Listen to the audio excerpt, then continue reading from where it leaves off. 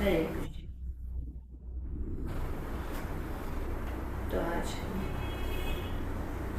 श्रीमद् भागवतम के चौथे स्कंद के 26वें अध्याय के 26वें श्लोक को पढ़ रहे हैं और उसको समझने की कोशिश कर रहे हैं।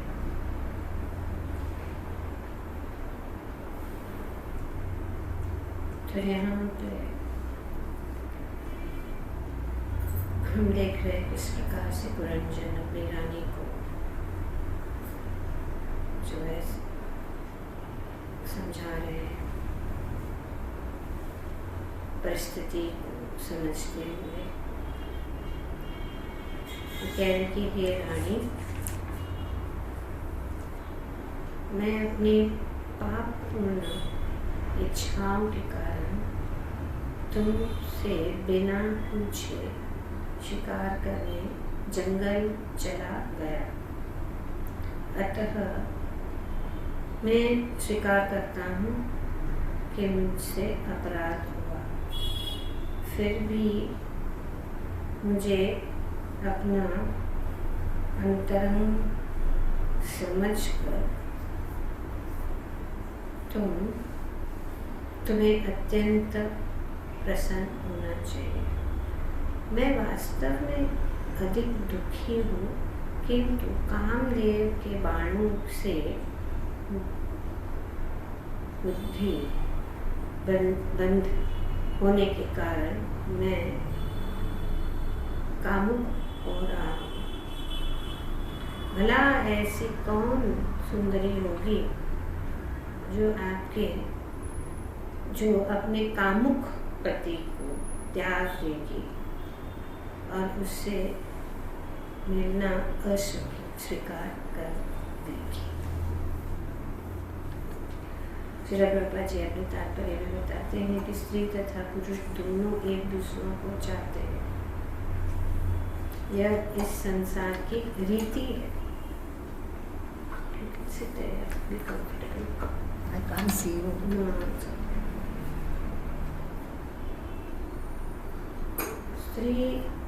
स्त्रियां अपने को सदैव आकर्षक बनाए रखती हैं, जिससे वे अपने कामुक पतियों को आकर्षण लगे। तो ये विधि भी है कि पत्नी को अच्छी तरह से अपने आप को सजा के रखना चाहिए हमेशा, ताकि उनके प्रति आकर्षित वैदिक जो है विधि बताए पत्नी को अपने, ताकि उनका मन कहीं और न जाए। क्योंकि ये तो रीति है, ये तो संसार की जो रीति है कि आकर्षण।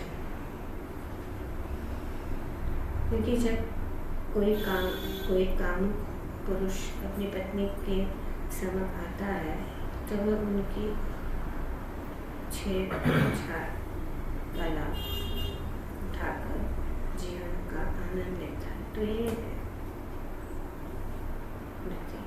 ये स्वाभाविक चीज है जो यहाँ पे बताया गया है। तो इसीलिए पत्नी को हमेशा अच्छा, जब खास करके जब पति बहुत दिन के लिए बाहर चला जाता है तो उसके लिए उसको जब वापस आता है तो उसको जो है आनंद और अच्छा लगे। घर साफ है, घर को अच्छी तरह से सजा के रखा, अपने आप को भी अच्छे से सजा, और वे चाहते हैं, पुरुष ये चाहते हुए। तो ये यहाँ पे प्रभुपाद जी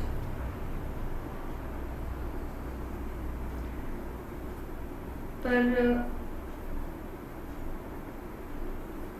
जहाँ पे कहा गया है सामान्यतः जब पुरुष स्त्री पर टूट पड़ता है उसकी पत्नी हो या अन्य कोई हो, तो उसे आनंद आता है। दूसरे शब्दों में, जब मनुष्य की बुद्धि का सदुपयोग होता है तो बुद्धि तथा बुद्धिमान पुरुष दोनों को परम संतोष मिलता है। तो ये बहुत इम्पोर्टेंट पॉइंट बता रखी कि बुद्धि का शुद्ध उपयोग, दुरुपयोग। पर सामान्य लोग, कर्मी जो कहते हैं, उनका वास्तविक सुख विषय जीवन ही है, और वे कठिन श्रम करके आते हैं तो घर आकर विषय जीवन का भोग करना चाहते हैं। तो ये जैसे कि यहाँ राजा पुरंजन जंगल में आखिर करने गया और वहाँ कठिन श्रम करके घर लौट आया, जिसे विशेष उठा सके। तो वैसे भी सामान्य जीवन में पति जब जाता है बाहर, पूरा दिन कमाता है, कष्ट परिश्रम करता है बहुत कठिन परिस्थिति में, तो इसीलिए जब घर, खास करके गृहस्थ जीवन में जब पति घर आता है तो उनको अच्छे शब्द बोलने चाहिए, उनको अच्छा से एटलीस्ट जल तो हाथ में दे देना चाहिए, उनको अच्छा जगह देना चाहिए कि बैठो, कुछ भी। पर सामान्य जैसे पति अंदर में घुसे, ये हुआ वो हुआ, आप इतने जल्दी क्यों आए, ये क्या हो गया, वो क्या हो गया, इधर वैसा शुरू हो जाता है। तो फिर गृहस्थ जीवन तो पति जब घर आता है तो ये वैदिक ये है कि किस प्रकार से विधि है कि हमें उनको जो है अच्छी तरह से स्वागत करना चाहिए, चाहे कुछ भी हो, कुछ नहीं, कितनी भी बड़ी समस्याएं क्यों न हो, क्योंकि ये चाहती है। और पति को भी अपनी पत्नी को जो है अच्छे शब्द बोलकर धन्यवाद बोलना चाहिए। फिर जो भी आगे की बातें, कोई भी घर में आता है तो तुरंत शुरू नहीं करने आना चाहिए, ये वो बात नहीं दो, थोड़ा विश्राम की भी जरूरत है। तो ये जानना जरूरी है। अभी पुरंजन की जो यहाँ पे कथा चल रही है, हम बहुत सारी चीजें देख रहे हैं।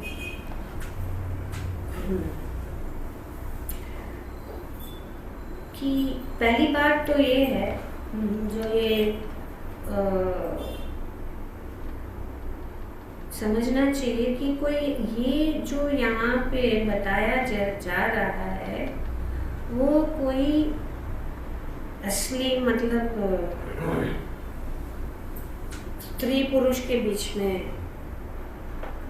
बात नहीं हो रही। जो ये कथा चल रही है ये एक, जैसे कि हमने आपको बताया, ये रूपक के द्वारा हमें कुछ संकेत देने के लिए, नारद मुनि कुछ संकेत देना चाहते थे, है ना, महाराजा प्राचीन परिषद को। तो इसीलिए उन्होंने पुरंजन की कथा, ठंड लग रहा है तो थोड़ा कम नहीं तो 24 तो ये कथा बताया जा रहा है।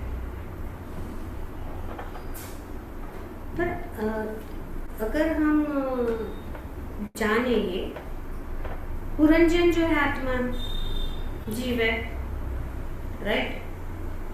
तो अभी हमारी दृष्टि इस तरफ होनी चाहिए। अभी दृष्टि मत देखो, पुरंजन में राजा है, रानी है, उसकी पत्नी रानी है, ये इसको साइड में करो तो फिर हम समझेंगे बात को। यहाँ पे वो स्वाभाविक रूप से बताया गया है, पर एक्चुअली ये स्टोरी में ये हमारा ही बात हो रहा है। पुरंजन कौन है? आत्मा, सोल, हम जीव। पत्नी कौन है? बुद्धि, करेक्ट। तो अभी उसको देखो कैसे चल रहा है। पत्नी बुद्धि है, शरीर क्या है? क्या है? सिटी है, नगरी है, राइट। और मित्र और नौकर कौन है? इंद्रियां और मन। मन तो नौकर ही है, इंद्रियां भी। तो ये दोनों के साथ ये चल रहा है। तो ये जो बात बताया जा रहा है, आप लोग सब इस कथा को फॉलो कर रहे हैं, तो क्या अनुभव हो रहा है? बता सकते हैं क्या अनुभव हो रहा है? ये पुरंजन और ये रानी, खास करके पुरंजन और रानी का जो कथा चल रही है बीच में, क्या अनुभव कर रहे हैं? एनीबॉडी?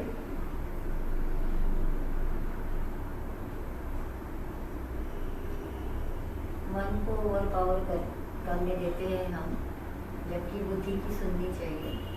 बुद्धि संकेत देती रहती है, लेकिन हम उनको इग्नोर करते हैं, जिसकी वजह से हम फंसते जाते हैं और सही निर्णय नहीं ले सकते। और कोई? बुद्धि बहुत सुंदर है, उनके इतने सारे गुण हैं, तो हम उसको दुर्लक्ष करते हैं। जैसे इसमें पिछले श्लोक में बताया गया, शी इज सो ब्यूटीफुल, तिलक लगाना है। ये सब कुछ कह रहे। और कोई जूम पे क्या फील हो रहा है? हरी बोल, किसी को बोलना है?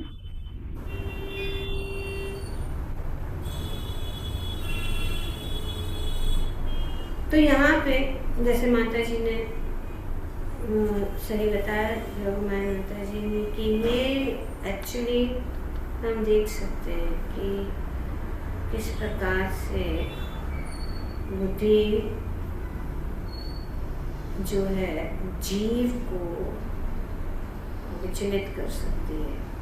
एक्चुअली जो अगर एक लिटरली देखा जाए कि जीव कैसे बिहेव कर रहा है, पुरंजन को देखो कैसे बिहेव कर रहा है, आत्मा कैसे, बुद्धि अगर स्ट्रॉन्ग नहीं है तो आत्मा ये कैसा बातें हो रही है। It is very very irritating actually what the way, जिस प्रकार से पुरंजन इज बिहेविंग, द आत्मा एंड द बुद्धि, ये बहुत क्या बोलते हैं, एकदम घृणा आती है इनका ये सब बात सुनकर। जो भी इतना सब बातें चल रही है पुरंजन और I don't know, but I feel, मुझे ऐसा घृणा, किसके ऊपर घृणा? कि हम, हमारी बुद्धि और इंद्रियां और मन के कैसे वश में हैं और हम आत्मा है, पर हम कैसे कर रहे हैं? इनके स्वे में जा रहे, इनके वेग में जा रहे हैं, और फिर ये मन, बुद्धि क्या कर रही है? हमको कंट्रोल करने की कोशिश कर, अभी कंट्रोल हो रहा है, पुरंजन अभी थोड़ा कंट्रोल में आ रहा है मन और बुद्धि के। तो ये सिचुएशन यही है जो यहाँ पे शास्त्र हमें बता रहे कि देखो हम कितने बेवकूफ हैं बेसिकली, और कैसे मन और इंद्रियों के द्वारा हम नचाए जा रहे हैं, किस प्रकार से ये सब ड्रामा चल रहा है जीवन में पुरंजन और खास करके किरानी के साथ, और किस प्रकार से आसक्ति, अभी वो कितना आसक्त है ये दिखाई दे रहा है श्लोक में। और दूसरा है राग, अटैचमेंट है, और भावता है, और हमारा मन कैसा से बस मुझे ये चाहिए, नहीं, बहुत ही इरिटेटिंग है एक्चुअली। ये मन और इंटेलिजेंस, ये मन और बुद्धि हमको बहुत इरिटेट करती रहती है एक्चुअली, यही तो ये सब गड़बड़ करती है। मन और बुद्धि हमको बहुत तकलीफ देती रहती है। तो इसी प्रकार से कर रहे हैं, जैसे यहाँ पे पुरंजन का बिहेवियर है, वही बिहेवियर हमारा बुद्धि और मन कर रहे हैं। और आत्मा कैसे है, प्रॉब्लम क्या है, प्रॉब्लम यही है कि हम बुद्धि को खत्म नहीं कर सकते, ना ही मन, क्योंकि वो तो रहेंगे, क्योंकि मन एक टूल है, इंटेलिजेंस टूल है।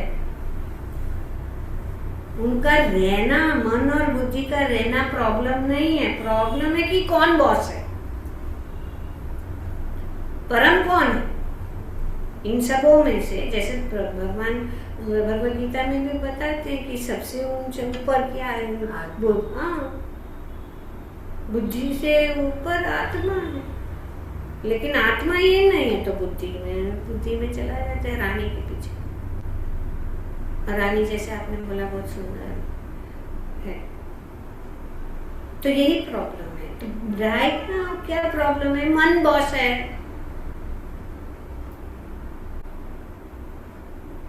बुद्धि जो है लॉयर है। लॉयर मतलब क्या, अगर हम मन बॉस है ना, मन बोलते हैं इधर से, तो फिर हम जो है हम उसको जस्टिफाई करते हैं, जस्टिस नहीं सही है, मन जो बोल रहा है ना सही है, उसके साथ में मिल जाते हैं। तो ये जस्टिफिकेशन होता है। मन और बुद्धि लॉयर है, वो सोच जो असच चीज को भी सच मान लेती है मन के प्रभाव में आकर। और आत्मा क्या नौकर, वो दास, गोस्वामी ने वो दास, वो चला जाता है उनके पीछे। तो इसको ठीक करना मुझे। तो अगर हम देखते हैं इस कथा में कि इतना इरिटेशन है, बहुत क्या चल रहा है ये पुरंजन, बहुत क्या एक्चुअली फील है। When he's reading every time, he's doing this, he's doing that, the king, queen and king, ये क्या चल रहा है नॉनसेंस। हाँ, तो यही हमारा स्टेट है। ये बताने के लिए शास्त्र यहाँ पे हमको इरिटेट कर रहे हैं कि कितना पागल आदमी है ये, और क्या ये रानी क्या है, कितना ड्रामा कर रही है। तो ये सब जो है उसको प्रॉब्लम उनका रहना नहीं है, रानी अच्छी है ना, और नगरी भी सब कुछ अच्छा है, लेकिन प्रॉब्लम क्या है कि हम उनके वेग में चले जा रहे हैं। तो उसको ट्यूनिंग करना पड़ेगा। ट्यूनिंग करने के लिए सबसे अच्छा भी है कि आत्मा ही बॉस, गोस्वामी आत्मा बॉस, बुद्धि जो है गाइड, मार्गदर्शक बुद्धि, क्योंकि बुद्धि का ये जो है एक्चुअल यूज है, बुद्धि मतलब मार्ग दिखाना, ये तो असली काम है बुद्धि का, मार्ग दिखाना। और मन क्या है, फॉलोअर है, पीछे पीछे जा रहा है, पीछे पीछे जाएगा, है ना। तो जब बुद्धि स्ट्रांग, जब आत्मा स्ट्रांग होकर वो वही जो है बॉस बने, और बुद्धि अगर गाइड करेगी तो मन उसके पीछे पीछे जाए, जैसे बुद्धि मार्ग दिखाएगी। तो इसीलिए अभी क्या है, ये पूरा सिस्टम में वायरस हो गया, करप्टेड हो गया। ये करप्टेड हो गया क्योंकि क्या है, बुद्धि फंस गई है इसमें। तो अगर हम इसको ठीक करने के लिए, अगर हम बुद्धि को जो असली चीज, मतलब राइट इनपुट बुद्धि के अंदर, मन के अंदर जो जो जा रहा है वो अच्छा होगा। जैसे कि आध्यात्मिक ज्ञान मिलने से मन और बुद्धि जो है उसका दुरुपयोग नहीं होगा। तो इसीलिए ये बहुत जरूरी है कि उसको, वायरस को क्लियर करने के लिए हमें बुद्धि के अंदर, क्योंकि बुद्धि तेज होती है ज्ञान से, शास्त्र का अध्ययन से बुद्धि का जो करप्शन है वो खत्म हो जाता है। तो इसीलिए भगवत गीता को सुनना, भागवतम को सुनना। तो इसीलिए क्योंकि हम लोग भागवतम और भगवत गीता सुनते सोचते यार ये मामला कब खत्म होगा, ये पुरंजन और इसका।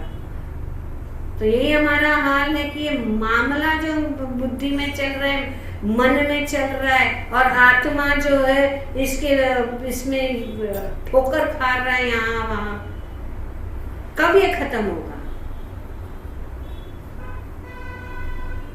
तो बुद्धि अगर स्ट्रांग है तो वो अगर कुछ भी अगर अंदर आए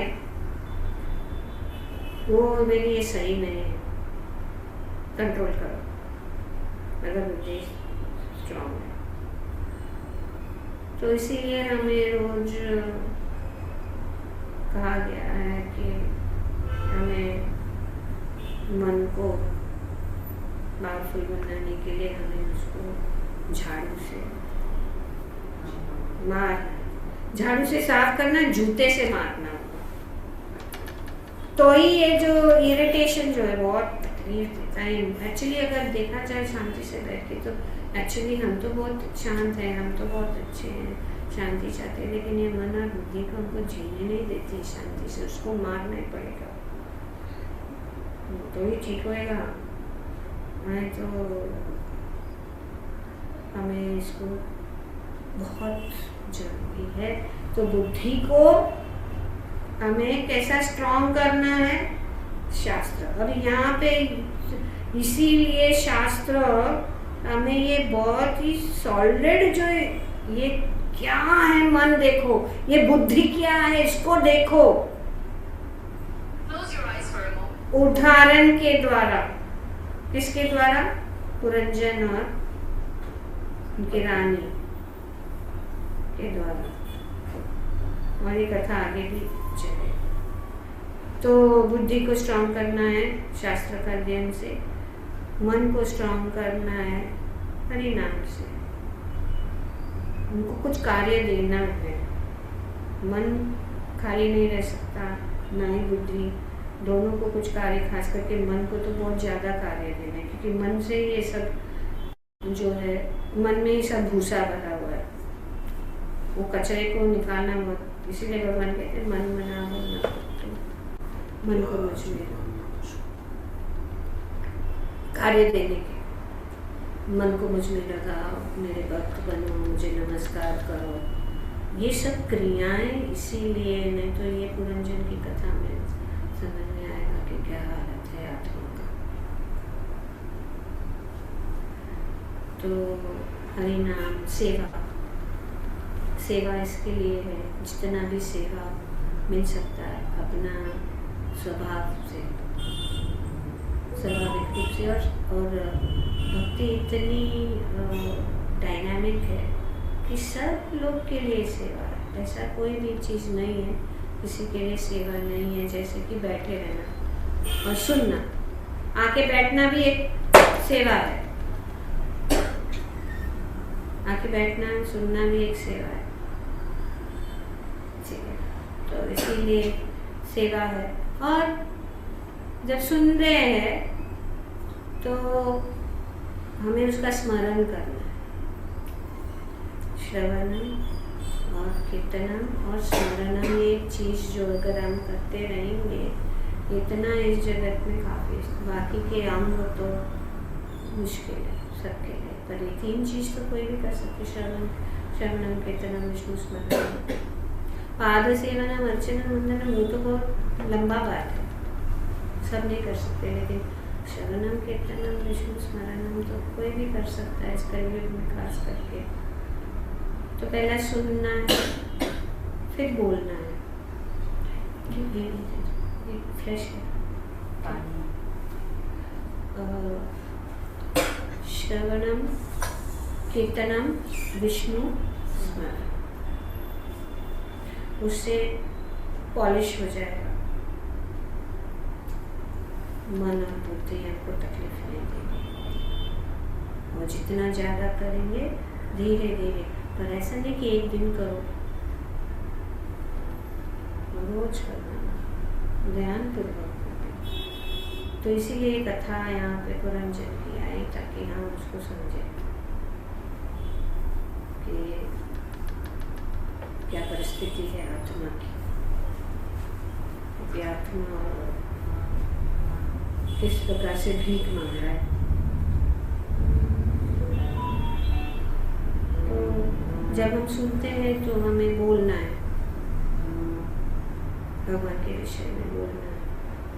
तो बोलेंगे तो स्मरण हो जाएगा, बस। तो फिर उनको कार्य मिल गया, बुद्धि को भी कार्य मिल गया। पर अगर मन खाली रखेंगे और फिर हम नेटफ्लिक्स ये सब भरेंगे, इसका एंजॉय करो, वो एंजॉय करो, ये वो।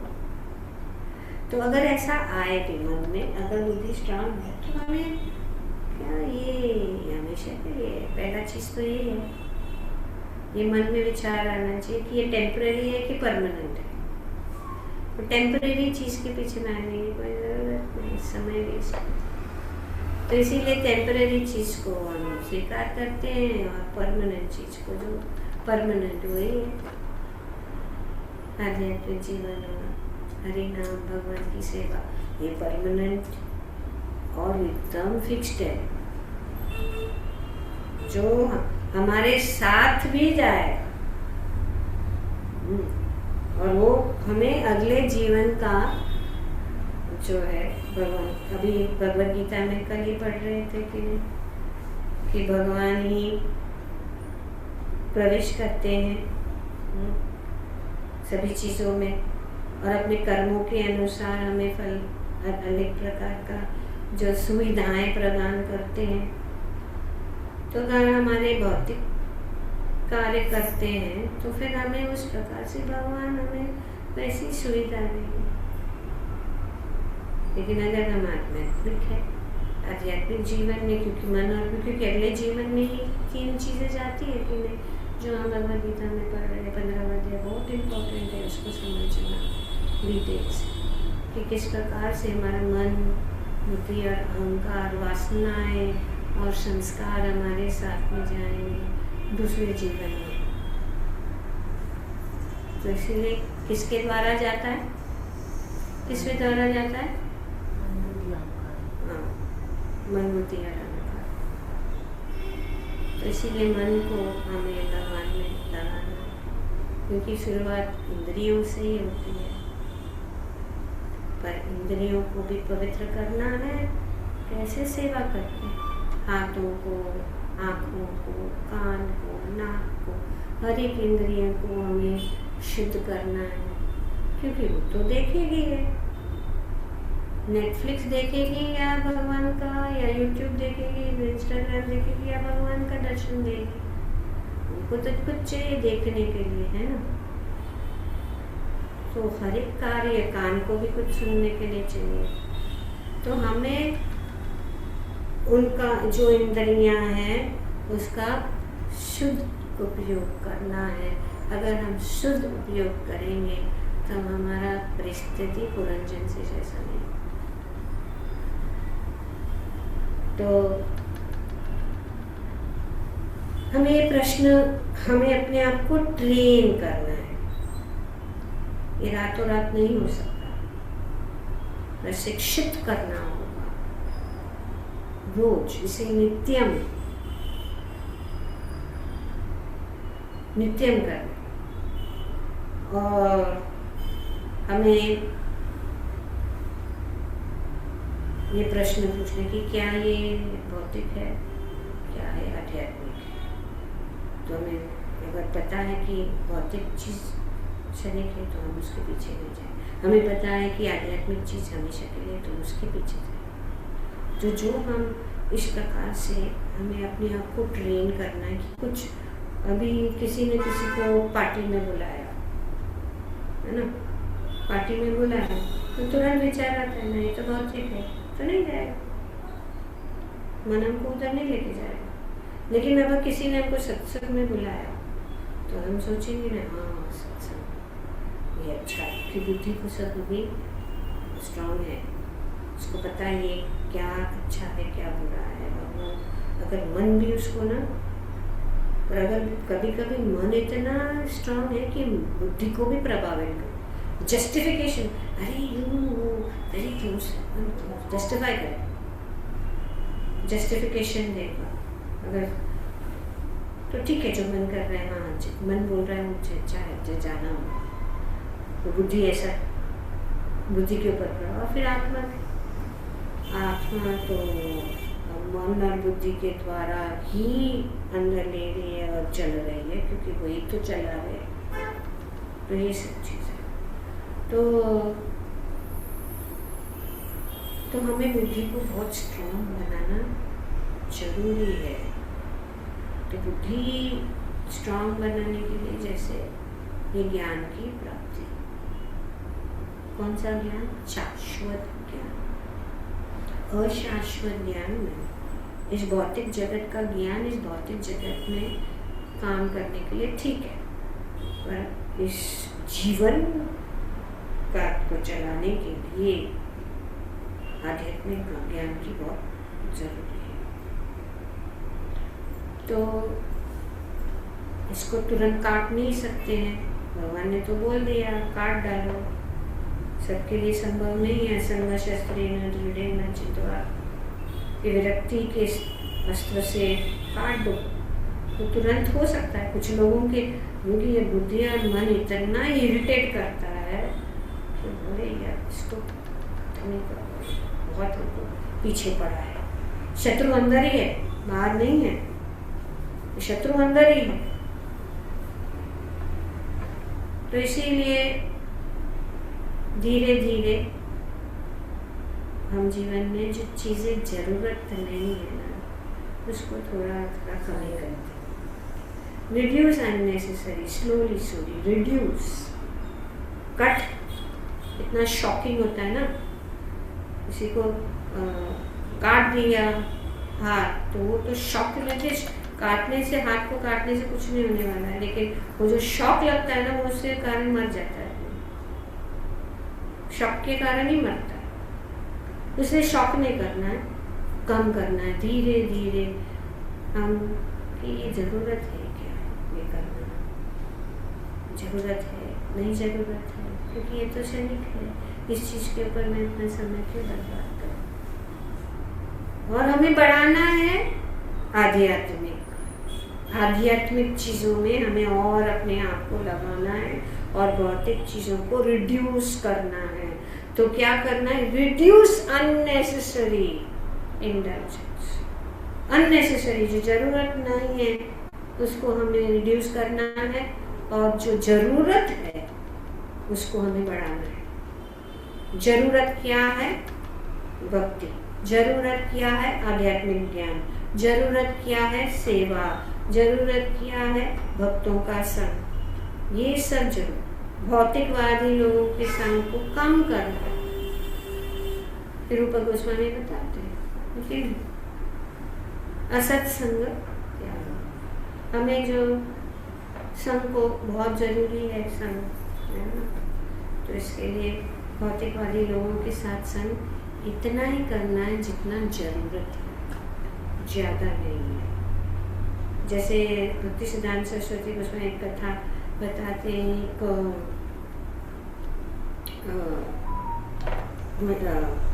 क्या, बंदर और वो क्या है, crocodiles, monkey and the crocodile. Monkey crocodile को क्या बोलते हैं हिंदी में? मगरमच्छ। हाँ, वो बंदर, मंकी और क्रोकोडाइल दोनों मित्र हो गए, बहुत अच्छे मित्र थे। तो वो बंदर बैठा था पेड़ के ऊपर, वो जो है तालाब में आके नज़दीक आके क्रोकोडाइल दोनों बात करते थे, बहुत मित्रता हो गई। तो फिर एक दिन वो जो मगरमच्छ घर गया तो उसने बोला अपनी पत्नी को, मेरा एक बहुत अच्छा मित्र है बंदर। अच्छा, इतना अच्छा मित्र है बंदर, तो फिर मुझे ना बंदर का हृदय खाने का बहुत मन होता है। अभी बुद्धि और ये मगरमच्छ, उसने सोचा अरे बाप रे बाप, पत्नी को कुछ करना है तो मैं क्या, नहीं तो घर में आने नहीं तो फिर उसने सोचा क्या करूँ, उसको कैसे लेके आऊँ। तो वो दूसरे दिन गया, बंदर ऊपर था, बोल रहे कि देखो मेरी पत्नी ना आपको मिलना चाहती है, मैं हमेशा आपके विषय में बोलता हूँ, तो चलोगे मेरे साथ? तो मैंने कहा ठीक है, तो मैं कैसे आऊँ? तो बोले मेरे पीठ पे बैठ जाओ। तो बंदर बैठ गया, वो चल रहे थे। तो वो चलते चलते फिर वो मगरमच्छ और उनका बात हो रहा था, तो उन्होंने ऐसे पूछा बंदर ने कि उनको क्या क्या अच्छा लगता है। तो उन्होंने सोचा अभी तो ये बंदर फंस गया, तो वो क्या करेगा अभी क्या तालाब के बीच में। तो उसने बोल दिया कि मेरी क्या है, पत्नी को बंदर के हृदय बहुत पसंद होते हैं। अभी इसने सोचा बंदर ने अभी तो मैं फंस गया, बीच में आ गया, तो क्या करूं। तो वो बहुत स्मार्ट था, उसने कहा कि अच्छा सुनो, अरे पहले क्यों नहीं बोला? तो मगरमच्छ बोले अच्छा क्यों, क्या हुआ? बोले कि मैंने ना वो मेरा हृदय जो है ना वो पेड़ के ऊपर रख के आया हूँ, तो चलो जाते हैं। तो खरगोश बोला हाँ हाँ चलो। तो वो वापस लेके आया, वो पेड़ पे चढ़ गया, बोला बाय बाय।